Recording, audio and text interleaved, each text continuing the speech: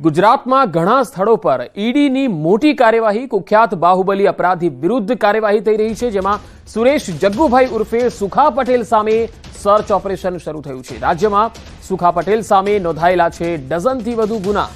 પ્રાથમિક તપાસમાં ઈડીને મળી છે મોટી માહિતી। ઈડીની તપાસમાં નકલી કંપનીઓનો ખુલાસો થયો છે।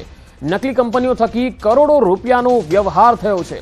બેનામી સંપત્તિઓ અને કંપનીઓ સામે સર્ચ ઓપરેશન થયું છે, જેમાં સુખા પટેલ સામે મની લોન્ડરિંગનો કેસ પણ નોંધાયો હતો। આ મની લોન્ડરિંગ કેસમાં ઈડીનું સર્ચ ઓપરેશન ચાલી રહ્યું છે। અગાઉ સુખા પટેલના ભાઈની પણ ધરપકડ થઈ ચૂકી છે। દમણના ડબલ મર્ડર કેસમાં સુખા પટેલ ફરાર છે। 2020માં ચંદીગઢના મોહાલથી ધરપકડ કરાઈ હતી। દમણ જિલ્લા પંચાયતનો પૂર્વ પ્રમુખ છે સુખા પટેલ। વધુ माहिती साथ संवाददाता शंकर आनंद हमारी साथ जुड़ा है। शंकर जी, सुखा पटेल का जो नाम सामने आया है, जिसके खिलाफ सर्च ऑपरेशन जारी है, इसकी क्या ज्यादा जानकारी है आपके पास? देखिए, इस वक्त में केंद्रीय जांच एजेंसी एनआईए के केंद्रीय जांच एजेंसी ईडी के द्वारा इस वक्त में एक बड़ी सर्च ऑपरेशन को अंजाम देते हुए सुखा पटेल के खिलाफ कई लोकेशन पर सर्च ऑपरेशन को अंजाम दिया जा रहा है।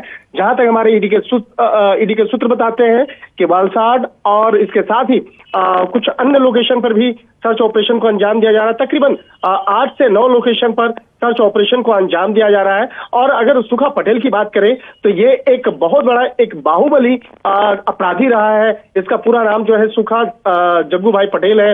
और जिस तरह से बकायदा इसके खिलाफ तकरीबन 1 दर्जन से ज्यादा मामले पहले भी आपराधिक मामले जो हैं वो पहले रजिस्टर्ड थे, और बाद में उसी मामले को आधार बनाते हुए जांच एजेंसी ईडी के द्वारा उसे टेक ओवर किया गया और मनी लॉन्ड्रिंग एक्ट के तहत इस मामले को दर्ज किया गया।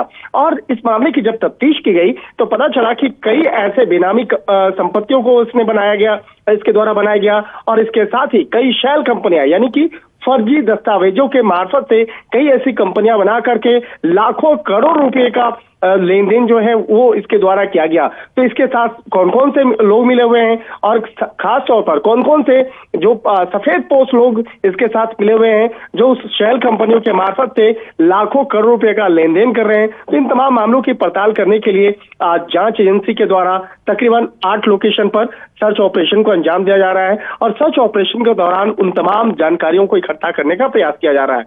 और जिस तरह से बकायदा इस मामले की अगर बात करें तो सुखा पटेल का जो भाई है उसका भी आपराधिक रिकॉर्ड रहा है, और पहले भी वो गिरफ्तार हो चुका है। लेकिन जिस तरह से बकायदा अभी हाल फिलहाल में ईडी के द्वारा इसके खिलाफ तमाम इनपुट को खंगाला गया, और इनपुट को खंगालने के बाद आज सर्च ऑपरेशन को अंजाम दिया जा रहा है।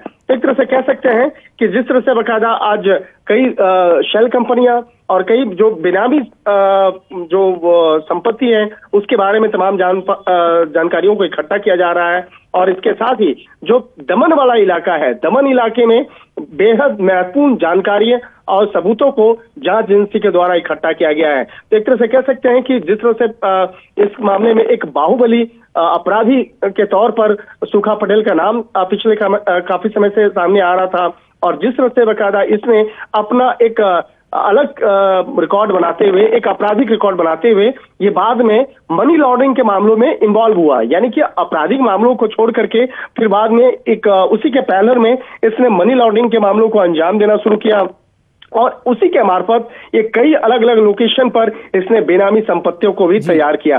तो आज उसी मामले की पड़ताल जांच एजेंसी के द्वारा की जा रही है, और देर शाम तक इस मामले में जांच एजेंसी के द्वारा औपचारिक तौर पर घोषणा भी की जाएगी कि सर्च ऑपरेशन के दौरान क्या क्या जानकारियां इकट्ठा की गई है। जी शंकर, शुक्रिया जानकारी के लिए। तो ईडीની તપાસમાં હાલ સુખા પટેલ સામે સકંજો કસવામાં આવી રહ્યો છે। પ્રાથમિક તપાસમાં ઈડીને મોટી માહિતી મળી છે, જે અંતર્ગત હાલ સર્ચ ચાલી રહ્યું છે।